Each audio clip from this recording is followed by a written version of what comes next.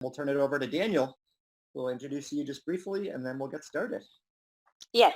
Very excited for this. And just so you know, I think I sent this in my email that technically, hi guys, technically the students are doing like a half hour of work per day. So I set this for roughly 1 o'clock to 1:30. But if we're still going and there's still more to say, and I bet they'll have some great questions for you, if you are willing, totally up to you, but if you're willing to hang on for a few minutes, maybe after 1:30, that would be great. And I'll ask anybody. Of course. Wonderful. Thank you. Anybody who's able. I'm home. I'm quarantined. Excellent. Yes. Excellent. I'll be happy to. We can't wait. Awesome. How is the video? Can you see me well? Yeah. Can you guys all see me? How is the video at the angle? Say hi, wave. Well, unfortunately, I can't see anyone but you. Oh, I have to, let me see if I can put it on speaker. Yeah, just to the view up at the top. I'm going to try, but I'm not sure. No, that's not going to work. On the computer, I can do speaker view. Yes, Daniel?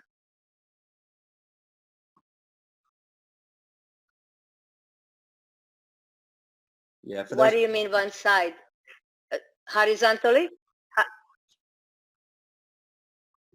Oh, I see. Okay. Well, unfortunately, I only have 4 views now. Yeah. Absolutely. Yes, I see Ming and I see you guys. Excellent. Well, maybe we'll get started. I still have other students that are entering the waiting room. So as we get going, you might see more people show up. I'm going to be letting them know they come in. And right now we're at, including you, we're at 21 participants, which is great. And I expect that to go. Oh, now if I swipe more to the right, is that going to bring up more people? Yes, it is bringing up more people. Oh, good. Excellent. Yes. So now I'm beginning to see pretty much everyone, 4 at the time. Excellent. When we get to some Q&A time, maybe you can swipe so you can see who's asking the question. But I'll talk to them about that in a moment. Okay, that will be great. Yes. Wonderful.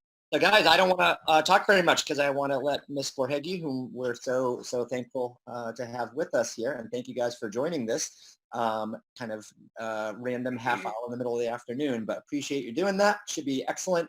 Couple of quick things. I see most of you, all of you already have your microphones on mute, which is excellent. Please keep it that way for the presentation, but do feel free to write in the chat. I made the chat available to you. If you want to kind of make a running list of questions or you're worried you'll forget, we can kind of pull from that at the end. Or if you prefer just to kind of have me call on you when it's Q&A time, then we can just have you unmute, or I can unmute your microphone and you can ask a question, okay? But I want to just ask people to, of course, be attentive and respectful, which I know all of this group will. And we should have a lot to learn from Ms. Borhegi's experiences. So I'll turn it over to her grandson to give us a brief introduction, and then we'll get rolling.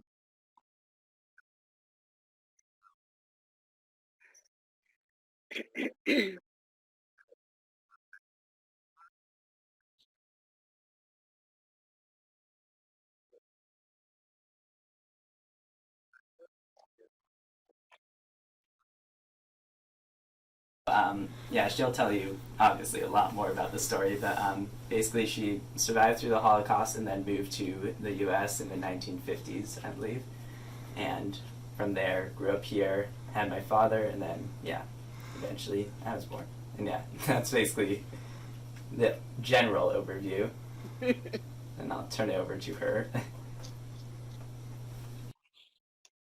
Okay, ready? Okay. We're ready. So, sorry, I lose my voice occasionally here. Well, Daniel introduced me, so I don't have to do that. And I feel it's very important for me to speak with you today, since I'm probably one of the few last living survivors of the Holocaust. I was 5 years old when this happened in Hungary, and so therefore, and I'm 81 now, so obviously there aren't that many left of us, to speak to you in person and let you know a personal account of what happened. Most of my family perished in Auschwitz and other concentration camps. Thankfully, my parents survived, and obviously I did. I was born in Budapest, Hungary, in 1939, and I was about 5 years old when the Germans got to Hungary. My father was taken probably in 1943, first to the Hungarian contingent of the Jewish contingent of the Hungarian army, and then, sorry, I dropped my bottle, and then from there he was taken to forced labor camps, and then consequently to two other concentration camps called Theresienstadt and Terezin, if you might have learned about that, and Bergen-Belsen. So I have no recollection of him at all until he returned, which was in 1945. So by that time I was 6 years old, actually 6.5. My mother and I were, I'm sorry, I just got a message from Mr. Bida. Oh, sorry. I'm just letting them know that they can take notes. And as you're talking, I might put a couple of key terms so they remember what it is that we're talking about. Okay, that is Sorry to not for distract me, you. right? That's not for me, right? Not for you. Okay, great. Sorry about So, and forgive me if I get emotional here once in a while. So, I was 5 years old. I was just a small child, you know. So my father was taken, I already told you that, and I have no recollection of him until he returned, which was in May 1945. So my mother and I were fortunate enough to stay in Budapest. They tried to take my mother, they meaning the Arrow Cross, which was the Hungarian version of the Nazis. They tried to take my mother twice by force to send her to concentration camp as well. And she was forced to leave me with some elderly, frail neighbors, Jewish neighbors who were not being taken. And I have vivid recollection of how they came and tried to they dragged her down the stairs. Excuse me. And I remember clearly as I was screaming after her not to leave me. And this happened twice. They took her and other people to a gathering place where they were going to transport them to concentration camp. And for some reason, there was no transport available that day, and then they let them go eventually. And a few days, maybe a week later, they came again, the same story, same dragging her down the stairs, me screaming. Anyway, so she escaped twice, and she came back, and then maybe a week or two later, we were taken to the Budapest ghetto, where you probably are familiar with the term ghetto, where they gathered the Jews. And we were there from June 1944 to November 1944. But before this happened, I have to tell you a few memories.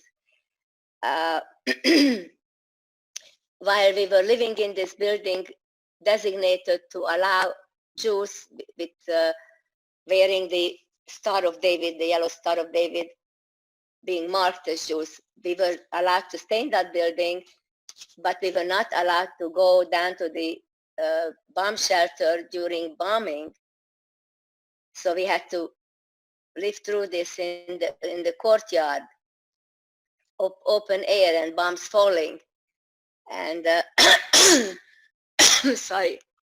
In fact, there was a small bomb that fell into the middle of the courtyard, the complex that we lived in, making a huge hole in the ground, and the detonation threw me away from my mother.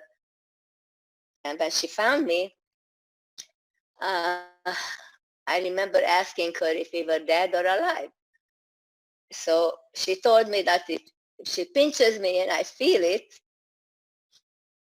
that would mean I'm alive. And she pinched me really hard. So that's how I know. Anyhow, in that building, I remember not just the building, but before we got to the ghetto, I remember a lot of mental cruelty by people who were not Jewish and saw me and my mother with a yellow star. And they were really mean. And there was one old man who used to be very nice to me before, and I was walking in the building. He would always come and pat me on the head. Hello, little girl. How are you?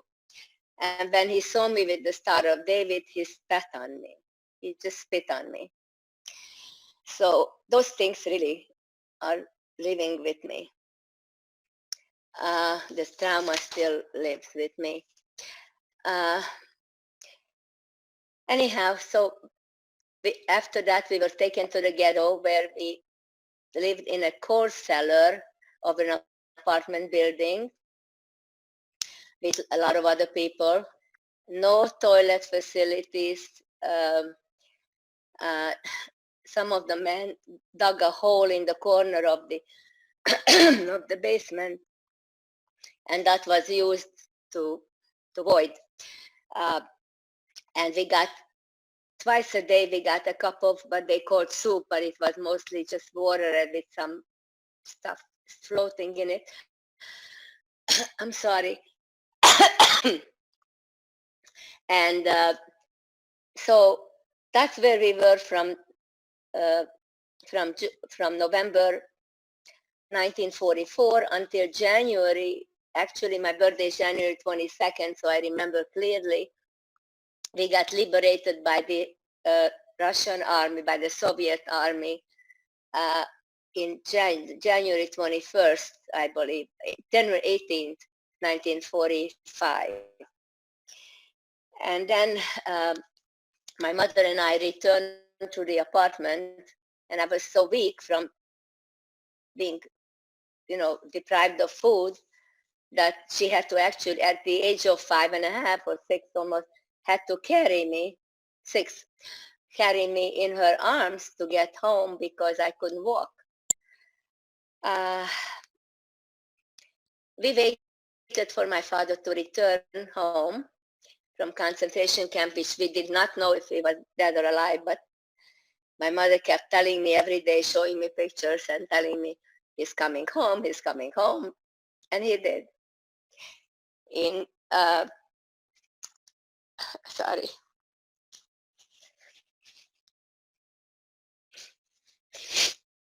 He returned in May 1945. He was not in good condition, but he survived all these years. I'm thinking if there's anything else. I know that I have limited time, so I want to leave time for you guys to ask questions. So here I am. You're muted. Thank you for sharing that. Can you hear me okay? So I bet there's going to be a lot of questions that folks will have. I wondered if I think your son had said something about kind of the experiences that others in your family had, including your husband. I'm curious if you want to speak to that at all, or do you want to just move right to hearing the students' questions? Well, it's entirely up to you. How are we doing with time? I think we're okay. I think we could hear about that maybe for a few minutes and then switch over to their questions. Is that okay? Okay, give me 1 minute, just 1 minute. Yes. If the rest of you guys can think of some good questions, think about things that we've done over the last week and a half now. What kinds of things might you like to hear about? Sorry, I needed a tissue. No problem. No problem. So, my husband, first of all, between the time my father returned and the time that we left Hungary, there was a revolution in Hungary in 1956. And a lot of people, including us, took advantage of the chance to escape through the border at night. We had to leave everything behind, of course, material things, that is. And my mother, my father, and I, and a group of other people, some relatives that my father took with us, we escaped and we made it to Austria. And we spent 3 months in Austria waiting for our papers to clear to the US. And we started a new life. I just had turned 18 in Vienna, in Austria, while we were waiting for entry to the United States. So I was still young. So when we got here, well, I don't want to go into details of that because I'm going to take time away from you. But a year and a half later, I met my husband and we got married. And that was Daniel's grandfather. So he had a different situation. He was deported to not really a concentration camp, but a work camp in Austria. He was 11 at the time, I believe. I was 5, he was 6 years older than I. And he and his mother and grandmother worked in a factory that was originally, I think, supposed to be they were manufacturing suitcases originally, but they turned it into war supplies manufacturing. And so that's where he so-called worked. And then eventually was liberated and came back to Hungary. And then left also in 1956. I had not met him in Hungary. I met him in New York.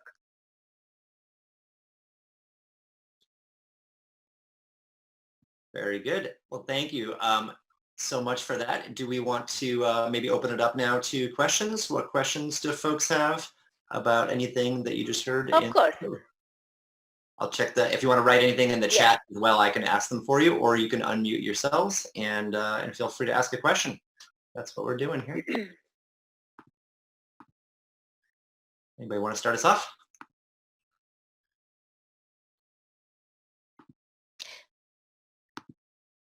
If you don't have questions yet, I'd just like to add to all of you that this is really important to remember because this was done purely on the basis of having born into a Jewish family, which personally I had no choice of, and I'm proud to be one, but we were all persecuted because we were Jewish, not because we had done anything different than other people.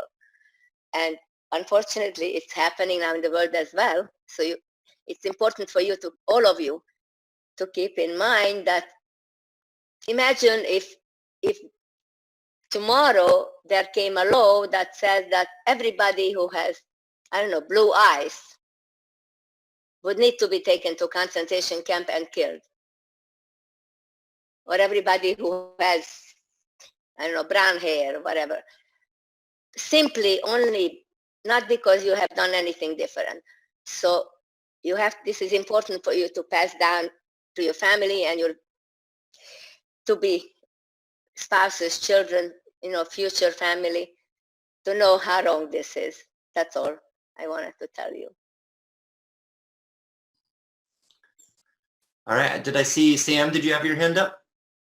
Yes. Go for it. What were your experiences like after World War II, but before 1956? Like, did you still experience a lot of anti-Semitism or discrimination and stuff like that?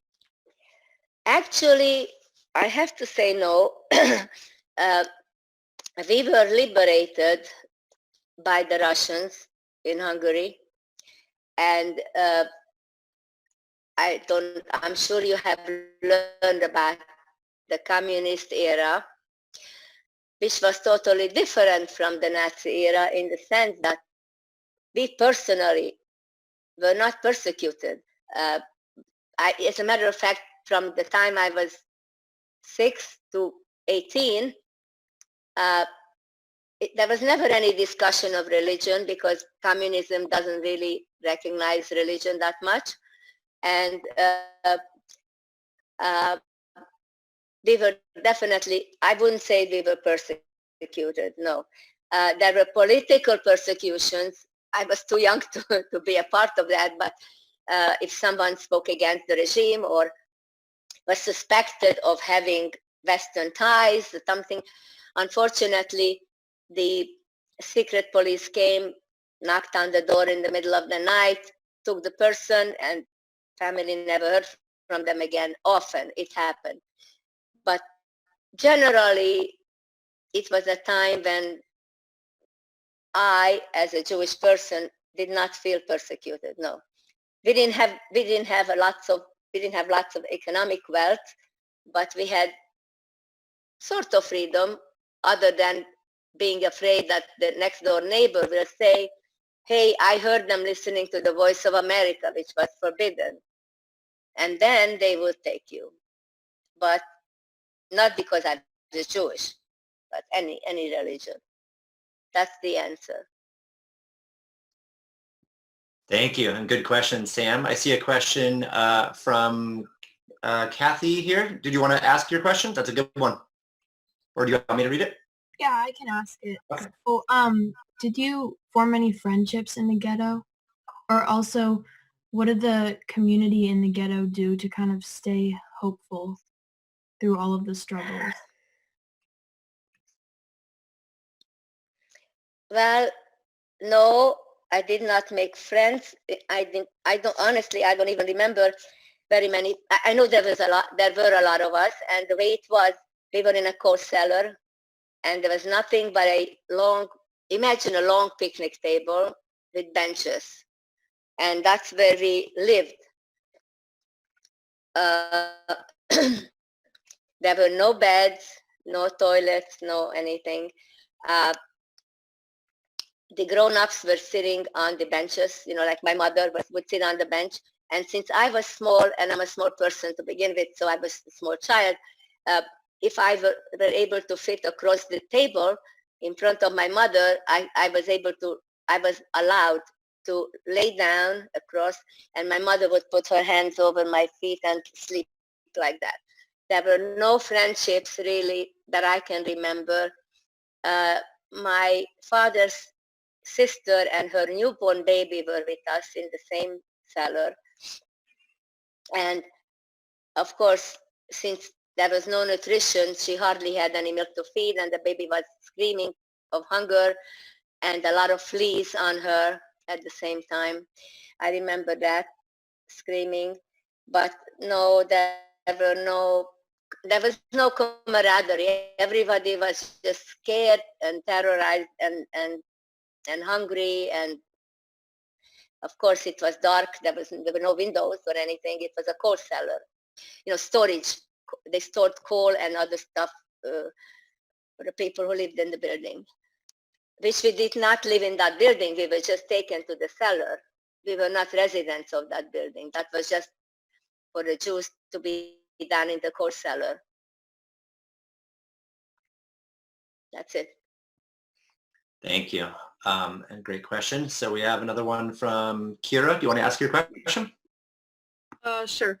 I was wondering if when your father came home, like, did he tell you anything about the concentration camps or any stories that really stood out to you? Yes, well, not when I was 6 years old so much, as later on my father told a lot of stories to me and eventually to my children, Daniel's father and my daughter, who lives now in Danbury, Connecticut. Uh, my mother never wanted to speak about what happened. She was a very private person to begin with, not very outgoing, and she just carried that burden with her the rest of her life. She lived to be 90 years old. She passed away here, of course, in the United States. And but my father was very vocal about it. And, there were just too many stories for me to repeat now, but they went through really hell in different parts of forced labor camp, including freezing and hunger and cruelty. And he barely survived not being killed in concentration camp. And so when he retired, we lived in New York, and when they lived in New York, and when he retired, they moved to, my parents moved to Florida, to the west coast of Florida, and my father was very active in an organization. He went to visit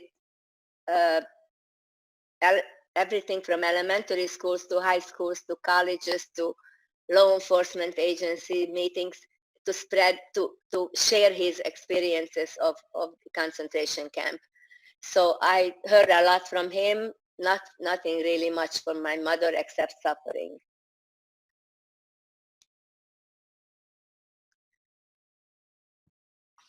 Thank you for that. Anybody else? I don't see anything else in the chat, but I'll look through. Anybody want to raise their hand and ask a question? I got one or two myself, but let's see. Matt, I see Matt's hand up. You want to ask your question aloud? Yeah, I was just wondering, what was like the aftermath of the war like?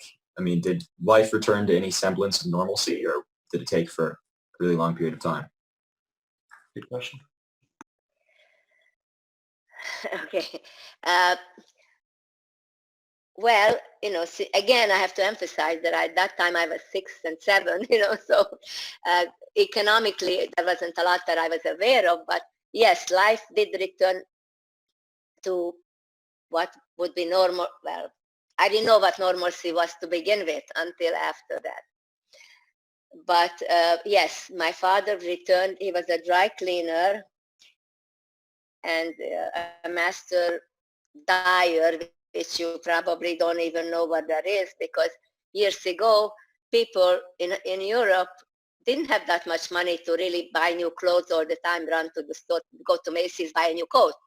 So what they did was they took it to the dry cleaning and dyeing store, which my father had, and they would bring a sample of color. Let's say they had a beige coat and they wanted to make it navy blue or whatever. And my father had training in chemistry so that he was able to mix the colors properly and match the sample that the customer brought. So he did that, and also dry cleaning. He built his own machine with the help of a mechanic, I guess, because everything that they had in the dry cleaning equipment was destroyed by the war. Actually, my grandfather had the same occupation. So my father just carried on and learned from him. And so when he returned from concentration camp, he opened the store again. He rebuilt it. He rebuilt it and designed the machine, and they built the machine and to do dry cleaning with a substance called percolethylene, which is probably not used right now. I'm not even sure if they still use that. But anyhow, so he was a dry cleaner and a master dyer. So we had I would say we had quite a good life, not full of riches, but you would call it comfortable middle class life by American standards after the war. Between 1945, when he returned, to 1956 when we left Hungary. Excellent, thank you. I had a question as people, again, feel free to write something in the chat, and I know if some of you have to get going, that's okay, but please, if you're able, stick around. I bet some more questions will be asked. So one question I was wondering about, so we've been working on a variety of different sources last week and this week. They're learning about kind of the context of the Holocaust, the course of it, what happened, and then also the aftermath, which Matt asked about. I'm curious what your thoughts would be on one particular issue that some of them are looking at, which is the issue of reparations or restitution, kind of how to achieve justice, if justice can even be achieved for something like the Holocaust. Do you have any thoughts on that from your own experiences or things you've heard? Well, first of all, justice cannot be justice cannot be returned. It's something, I had no childhood to speak of, early childhood. That was all taken away from me and from all the other small children who were born at the same time. So how do you do justice for something that you missed out in your life? You guys probably remember when you were 2 years old and your mother had you or fed you or you played with someone, or when you were 5 years old. I have nothing. That was all taken away. So there is really no way to make up for that. Restitution, yes, there is something called the Claims Conference, which arranged with the German government to have financial restitution to some people, especially people in need, which is far not enough to live, would not be enough to live on if someone that was their only income. But there is a fairly small monthly restitution for survivors.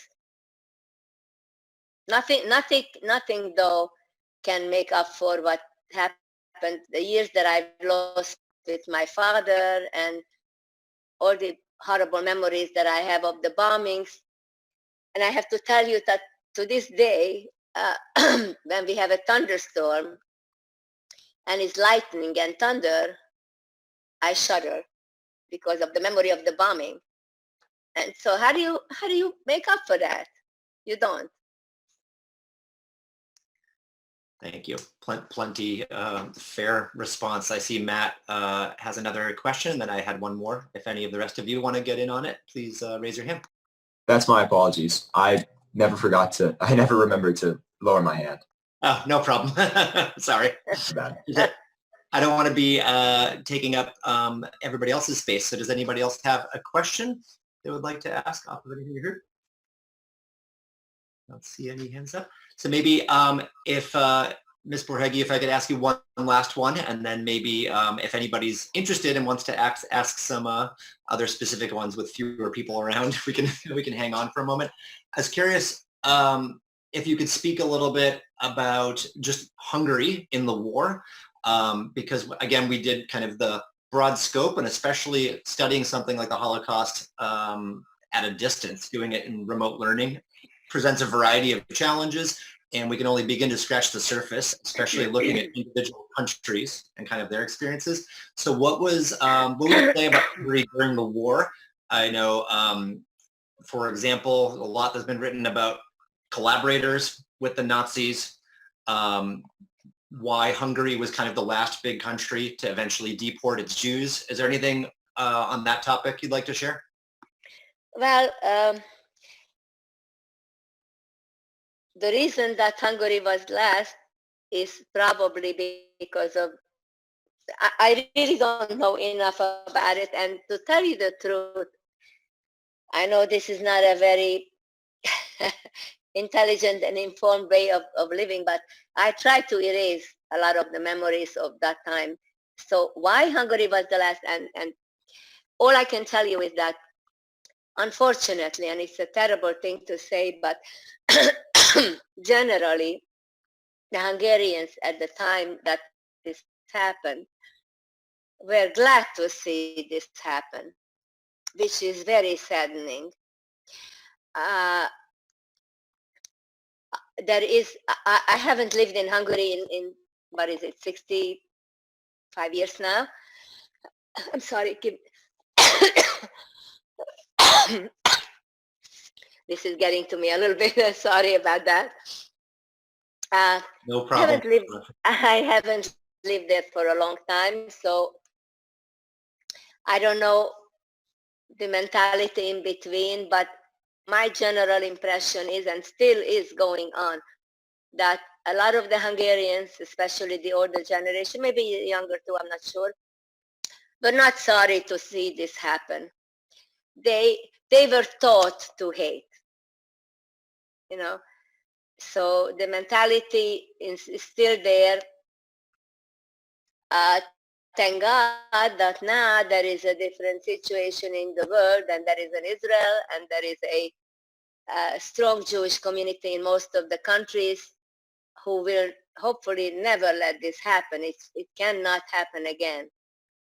So please keep that in mind, and that doesn't just go for Jews, it goes for all persecuted races or origin.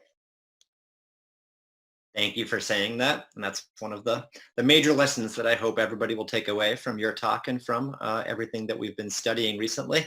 So if other folks have any questions, I'm going to urge you to stick around for a minute if Ms. Borhegi is so willing to keep with us. And if you need to go, thank you so much for joining. And I look forward to hearing what you guys thought about this. And maybe we'll send some responses. Yes.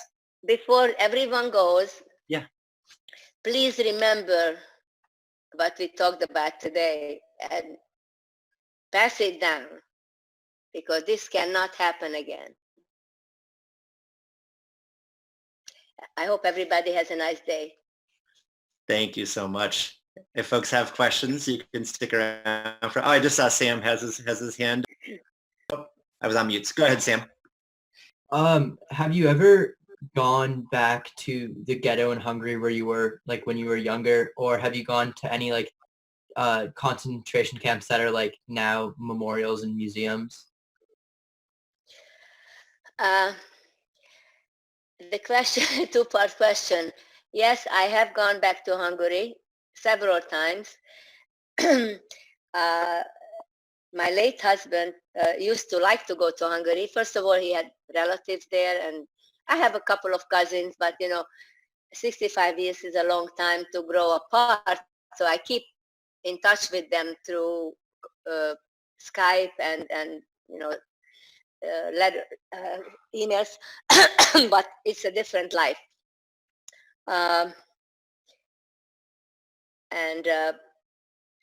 We have gone back to Hungary, and actually we had a very nice time. Hungary is a very, very beautiful country, as a place to visit. Lots of interesting architecture and history, and food is absolutely delicious. So it's a good place to visit. As the saying goes, it's a good place to visit, but I won't want to live there. I would never, ever, ever consider repatriating.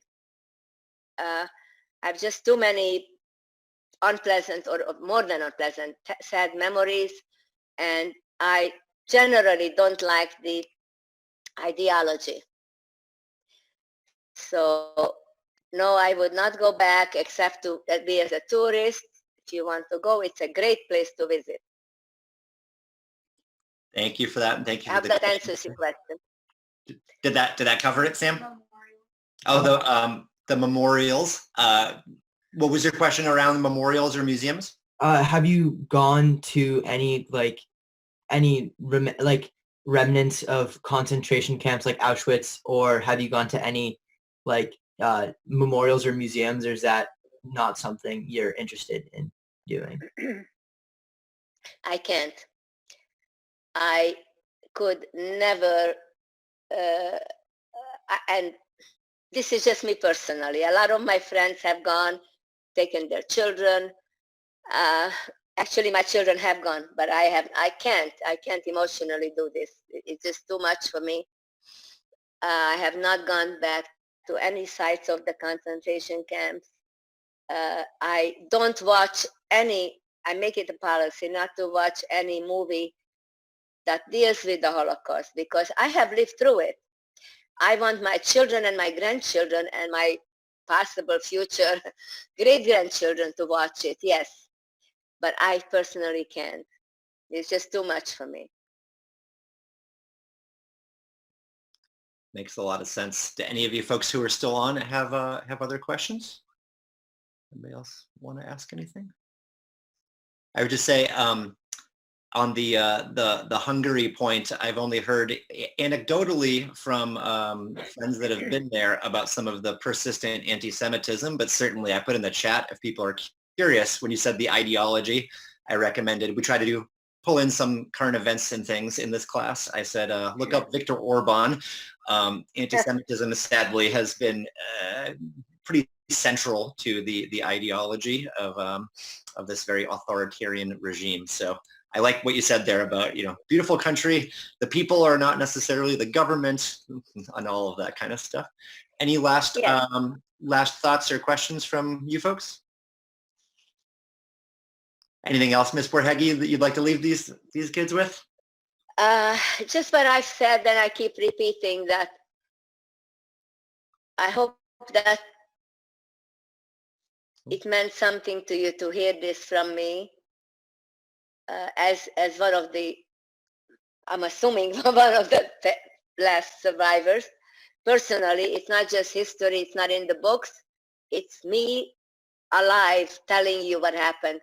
And I hope that you will remember to share this with your family and your friends and your future family so that this should never ever happen again. And I owe this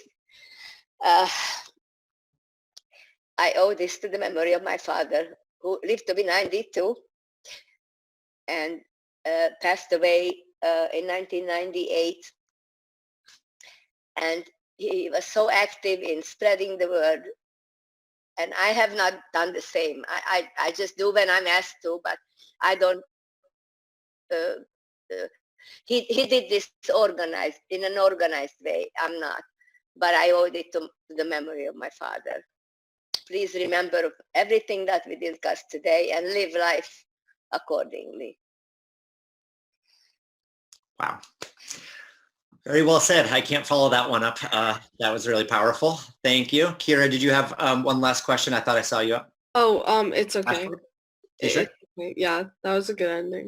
Okay, I agree. That was a fantastic. I'm happy to answer anything you'd like.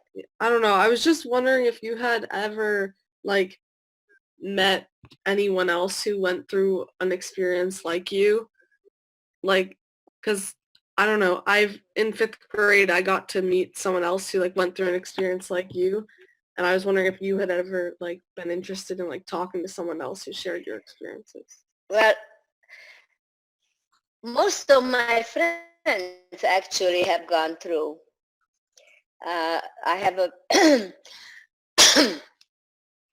I've been fortunate enough to develop a very large circle of friends in different tiers, close friends, next to close friends, friends and acquaintances. And, these are layers.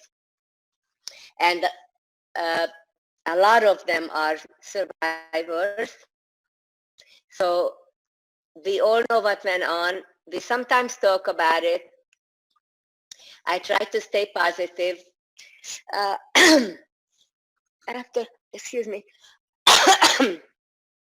After my husband passed away in 2003, I was single or alone or whatever for 6.5 years with lots of good friends around.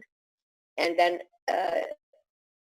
over 10 years ago, I was fortunate enough to meet a wonderful man who is my life partner now for the past 10.5 years. And he's also gone through similar experiences.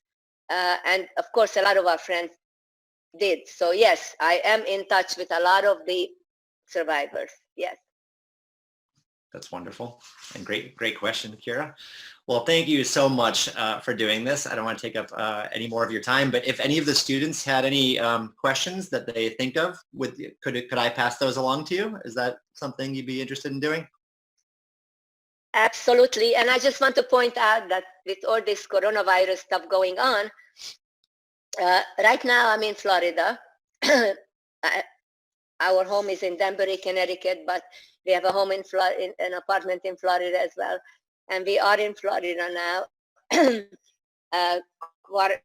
self-quarantined for going on 8 weeks. So I'm sitting here and I'm not going anywhere. So if any of you like to ask more questions or just discuss anything from past or present, I'm here. That's terrific. What an offer. What a resource you all have that I have as well. That's fantastic. Well, thank you again so much. You can't express enough our gratitude for this. And Daniel, thanks for a great suggestion, making this happen and helping to coordinate everything. We really, really appreciate it. Thank you for taking the time. You guys can unmute to say thanks. Thank you. Thank you so much. Thank so you. much. So much. Thank you. Bye. It was really, truly my pleasure to speak with you guys.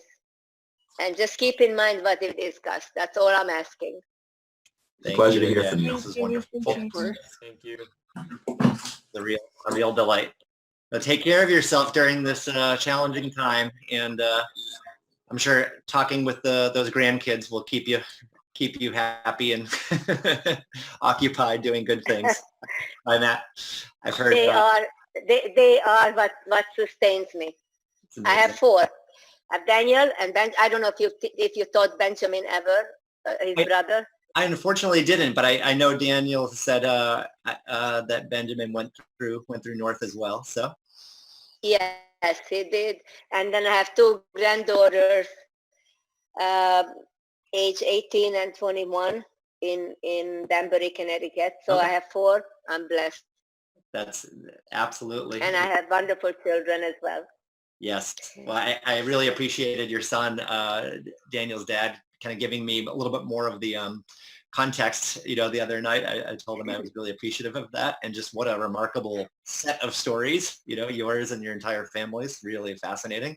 So this is, aside from, just the being a history teacher and being interested in this in general, sitting here with my fiance, we took a class, I think I was telling Daniel, a few summers ago at the Holocaust Museum in Washington, D.C. We've been to a bunch of relevant sites in Germany and Poland and now the Czech Republic. And so this is a point of personal interest. And I just think it's so important whenever we can to actually hear these stories. I mean, they're very fortunate. So. I was really pleased to be with you and do this. I hope that your students will carry this on. Really, it's very important to me.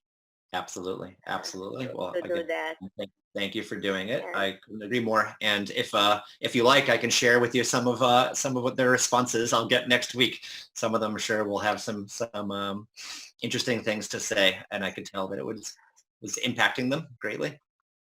I'd really love to hear how they feel. Yeah. I should have asked that when everybody was here. Oh, I forgot to ask how they feel about this whole thing, and did it get through to them, and if they're willing to kind of commit to carrying this on. Absolutely. So Well, if you relate that to them, that would be great. I absolutely will do that, and I'm sure I'll ask them for permission, but I can't imagine anybody wouldn't want to share their responses. They write these kinds of weekly reflections on just what they learned, what did they find surprising, what really stuck with them or resonated with them the most, and I think this is by far going to be the most impactful activity they've done. They've been looking at a lot of screens like this for weeks now, as you know. So this is This is I know. quite the beneficial change of pace here. So, all right, well, we'll let you go. Daniel, thank you for helping with the tech support there.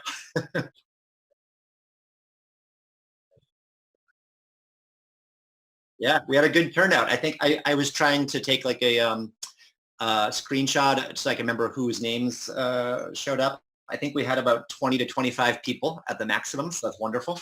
It's really great. All right, thank you both again. I did not want to scroll through the screen like Daniel suggested while we were talking, because I was afraid that something would happen and wouldn't be able to get back to your screen. So I didn't scroll very much. No, totally understandable. No problem. Well, hopefully we'll be able to do something like this in person, soon enough. That would be much better. It will be my pleasure. Thank you again. I'm really glad that you're taking such an interest in this subject in your class. And anytime you have a question or even just to want to chat or whatever, please reach out. Excellent. I will do that. Thank you so much. I appreciate that. My pleasure. My pleasure. And Okay. stay safe. You as well. You as well. Both of you. Thank you. Take care. Yeah. And Danielle, in Bye, a couple Daniel. of days. Love you. Bye-bye. Bye. Bye. Take care. Stay well. Bye, Mr. Vida. Thank you.